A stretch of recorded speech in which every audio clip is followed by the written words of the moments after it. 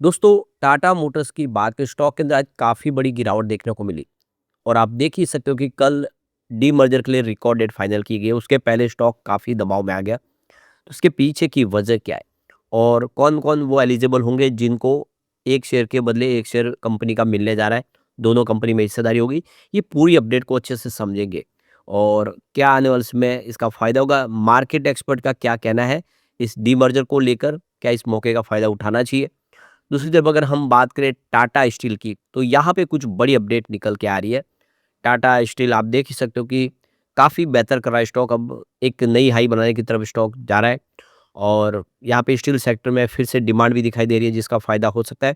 तो इन सारी बातों को समझेंगे और टाटा पावर की बात करें तो यहाँ पे स्टॉक के अंदर आज पॉजिटिव क्लोजिंग देखने को मिली है। टाटा पावर का स्टॉक इस समय काफ़ी अच्छा लग रहा है। यहाँ पे कंपनी का पोर्टफोलियो तेज़ी से बढ़ा और सरकार ने एक नया इलेक्ट्रिसिटी बिल अमेंडमेंट करने की तैयारी कर ली है। इस बिल के माध्यम से टाटा पावर जैसी कंपनियों को फ़ायदा हो सकता है। तो पूरी अपडेट क्या है उसको समझेंगे इस वीडियो के माध्यम से।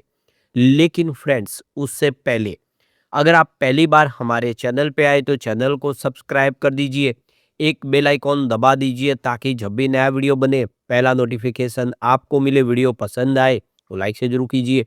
चलो फ्रेंड्स वीडियो स्टार्ट करते हैं। मैं हूँ आपका दोस्त एस बी दवे और हमारे अपने चैनल ऑनलाइन कमाई में आपका बहुत बहुत स्वागत है। तो सबसे पहले टाटा मोटर्स के कारोबार की बात करें तो 664 पर क्लोजिंग देखने को मिली जहाँ पे 2.20% की गिरावट थी। तो ये देखिए शुरुआत सुबह पॉजिटिव हुई थी लेकिन उसके बाद में इसमें ज़बरदस्त बिकवाली शुरू हो गई। काफ़ी बड़ी जो बिकवाली कुछ बड़े फंड हाउस ने की है जिसकी वजह से एक माहौल नेगेटिव बना। तो अब आप देखिए कि टाटा मोटर्स ने अपने डीमर्जर के लिए 14 अक्टूबर यानी कल की रिकॉर्ड डेट फाइनल कर दी है और 14 अक्टूबर ये डेट का मतलब ये है कि जिनके पास शेयर होंगे 14 अक्टूबर को वो सारे के सारे एक शेयर के बदले एक शेयर पाने के हकदार होंगे। तो ये देख सकते हो कि रिकॉर्ड डेट के बाद आप देखें तो स्टॉक जो होगा वो एक्स डीमर्जर डेट पे ट्रेड करेगा, यानी आने वाले समय जो प्राइस होगी उसकी वो आधी हो जाएगी। तो ऑटो सेक्टर की दिग्गज कंपनी टाटा मोटर के शेयरों में देखो कि आज 13 अक्टूबर को गिरावट हुई।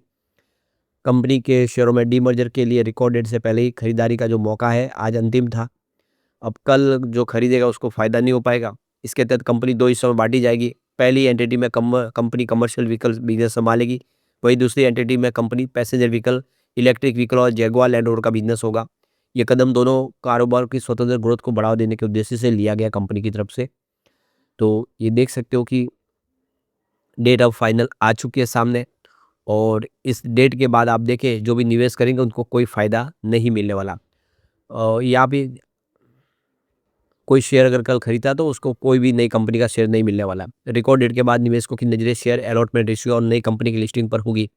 नई कंपनी के शेयर कुछ हफ्तों में स्टॉक एक्सचेंज पर लिस्ट होने की उम्मीद है, जो रेगुलेटरी अप्रूवल मिलने पर निर्भर करेगा। तो 14 अक्टूबर को एनएससी ने एक स्पेशल प्री ओपन सेशन आयोजित करेगा, जो 9 बजे से 10 बजे तक चलेगा कल। इस दौरान निवेशकों को अपने पोर्टफोलियो को एडजस्ट करने का मौका मिलेगा। रिकॉर्ड डेट के बाद शेयर की कीमत में बदलाव देखने को मिल सकता है। डीमर्जर के बाद अलग हुई एंटिटी का नाम Tata Motors commercial vehicle limited होगा, जबकि मौजूदा listed entity Tata Motors passenger vehicle limited के नाम से कारोबार करेगी। तो कंपनी ने बताया है कि डीमर्जर के लिए जो शेयर स्वैप रेशियो 1:1 का होगा, यानी आपके पास रिकॉर्ड डेट तक टाटा मोटर का एक शेयर है तो आपको नई कमर्शियल व्हीकल कंपनी का एक शेयर मुफ्त में मिल जाएगा।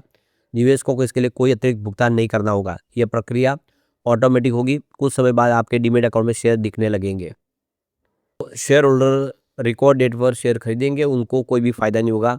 तो इस समय T+1 सेटलमेंट के चलते रिकॉर्ड डेट पर खरीदारी करने वाले निवेशकों को कोई भी फायदा होने वाला है, वो देखो इसके एलिजिबल नहीं होंगे। रिकॉर्ड डेट के बाद जिस दिन रिकॉर्ड डेट है तो आप समझ जिसने आज तक खरीदारी की 13 अक्टूबर को वही यहाँ पे एलिजिबल होंगे, उनको शेयर मिल जाएंगे।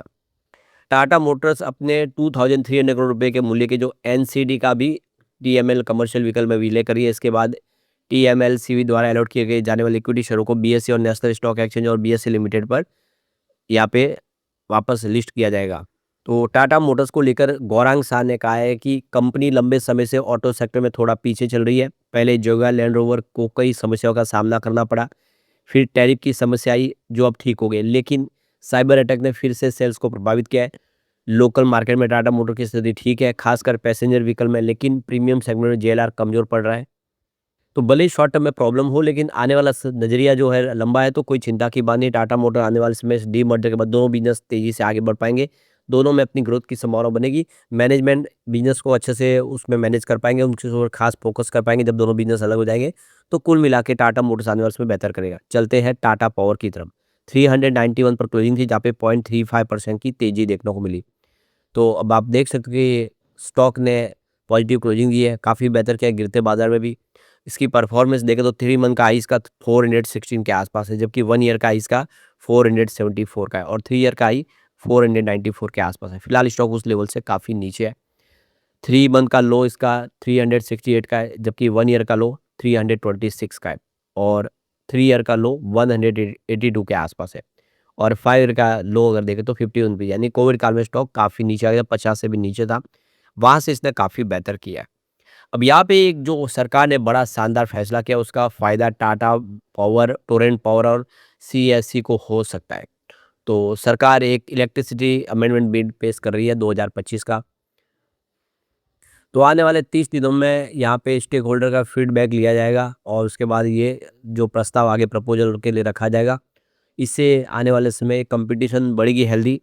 सरकार चाहती है कि जिस क्षेत्र में अभी सरकारी कंपनी बिजली सप्लाई करती है, वहाँ पे प्राइवेट प्लेयर को भी लाइसेंस दिया जाए, वो भी वहाँ पे बिजली दे पाए अपने हिसाब से, अपनी प्राइस से, ताकि लोगों को फ़ायदा हो और कंपटीशन बढ़े। हेल्दी कंपटीशन से लोगों को बेनिफिट होगा, अच्छी सेवाएँ मिल पाएगी।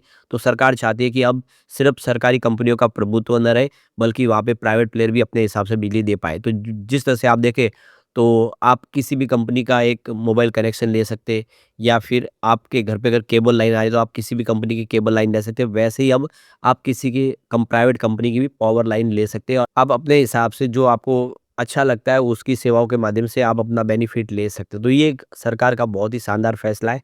तो जल्दी ही अमेंडमेंट बिल आ जाएगा, तो आप देख सकते हो कि टाटा पावर, टोरेंट पावर जैसी कंपनियों को फ़ायदा होगा। मोतीलाल ओसवाल फाइनेंशियल सर्विस की तरफ से जो कहा गया है कि ये जो प्राइवेट प्लेयर है, जिसमें स्पेशली अगर आप देखें तो टाटा पावर, टोरेंट पावर और सीएससी को सरकार की इस नई योजना का बड़ा बेनिफिट मिल सकता है और ये आने वाले समय अपनी ग्रोथ को बढ़ा सकते हैं। इस समय देखिए सरकारी कंपनियां काफ़ी लॉस में चल रही है, डिस्कॉम बहुत ज़्यादा भारी कर्ज में है। ऐसे में अगर प्राइवेट प्लेयर आ जाते हैं तो कंपनियां प्रॉफिट में भी आएगी और पावर सेक्टर में सुधार देखने को मिलेगा। टाटा पावर की बात करें, कंपनी रिन्यूएबल एनर्जी सेक्टर और परंपरागत ऊर्जा दोनों में ही काम करती है। कंपनी का ट्रांसमिशन का बिजनेस है, डिस्ट्रीब्यूशन का बिजनेस है और सोलर सेल मैन्युफैक्चरिंग और स्टोरेज सॉल्यूशन भी प्रोवाइड करती है। कंपनी ईवी चार्जिंग का काम भी करती है और आने वाले समय अपना बिजनेस तेज़ी से बढ़ाएगी। तो कंपनी का जो लक्ष्य है कि जो टोटल कैपेसिटी है वो 6.9 गीगावाट तक लेके जाने की क्षमता लेके चल रही है। जो इस समय इनकी क्लीन एनर्जी का पोर्टफोलियो 44% के आसपास है, 2030 तक उसको 70% कर लेंगे, यानी जो बड़ा हिस्सा होगा वो क्लीन एनर्जी के माध्यम से होगा। ऐसे में आने समय टाटा पावर कमाल कर सकता है। अब चलते हैं टाटा स्टील की तरफ। 173 पर क्लोजिंग थी, 0.26% की यहाँ पे गिरावट देखने को मिली। तो बाजार में गिरावट का माहौल था, उसकी वजह से स्टॉक नीचे आया। लेकिन अच्छी बात है कि क्लोजिंग दिन के ऊपरी प्राइस के आसपास ही रही है, क्योंकि इंट्राडे में 170 तक भी चला गया था। तो आने वाले समय स्थिति यहाँ पे बदलेगी और अब टाटा स्टील, जैसे कि स्टील सेक्टर में लोकल डिमांड देखने को मिल रही है, तो टाटा स्टील बेहतर करता हुआ दिखाई देगा। कंपनी के पिछले 4-5 सालों का प्रदर्शन देखें तो 2021 में रेवेन्यू देखो कि 1,56,477 करोड़ के आसपास था, जो 2022 में बढ़ के 2,43,959 करोड़ तक पहुंचा। उसके बाद पिछले 3 सालों से देखते उसमें कमी आई। 2025 में 2,18,542 करोड़ के आसपास था। तो प्रॉब्लम रही कुछ ग्लोबल मार्केट में, जिसकी वजह से स्टील सेक्टर दबाव है, यहाँ पर भी रेवेन्यू कुछ कम हुआ। प्रॉफिट की बात है, 2021 में 7,862 करोड़ के आसपास प्रॉफिट था। 2022 में प्रॉफिट बढ़ के सीधा 41,100 करोड़ के आसपास पहुंच गया, यानी 2022 कंपनी के लिए बहुत ही शानदार था। 2024 में कंपनी लॉस में आ गई, 4,851 करोड़ का बड़ा लॉस हुआ, लेकिन 2025 में कंपनी फिर से रिकवर कर गई और 2,982 करोड़ का प्रॉफिट हुआ है। तो लॉस से प्रॉफिट में आई है। ऐसे में उम्मीद है कि आने वाले समय टाटा स्टील बेहतर कर पाएगी। यहाँ पे इसकी रेटिंग भी अच्छी है। आप देखें तो मास्टर रेटिंग इसकी 5 स्टार में से मात्र 2 स्टार की रेटिंग है, जो एवरेज से कम है। लेकिन इसकी ईपीएस स्ट्रेंथ अच्छी है, क्योंकि 5 स्टार में से यहाँ पे 3 स्टार की रेटिंग मिल रही है। बायर डिमांड के मामले में स्टॉक बहुत अच्छा है, क्योंकि 5 स्टार में से 5 स्टार की ज़बरदस्त रेटिंग मिल रही है। प्राइस स्ट्रेंथ भी इसकी बहुत अच्छी है, क्योंकि 5 स्टार में से 4 स्टार की रेटिंग दिखाई दे रही है। जबकि ग्रुप रैंक के मामले में भी ज़बरदस्त है, क्योंकि 5 स्टार में से 4 स्टार की रेटिंग है। ओवरऑल इसकी रेटिंग अच्छी है और इशारा कर रहा है कि आने वाले समय टाटा स्टील बेहतर करता हुआ दिखाई दे सकता है। लेकिन फ्रेंड्स, कोई भी इन्वेस्टमेंट करने से पहले अपने फाइनेंशियल एडवाइज़र से एडवाइस ले लें या अपना खुद का रिसर्च करें, क्योंकि मैंने वीडियो आपके एजुकेशनल पर्पज़ के लिए ही बनाया। वीडियो पसंद आए तो लाइक से ज़रूर कीजिए और चैनल को सब्सक्राइब कर दीजिए। Thank you friends.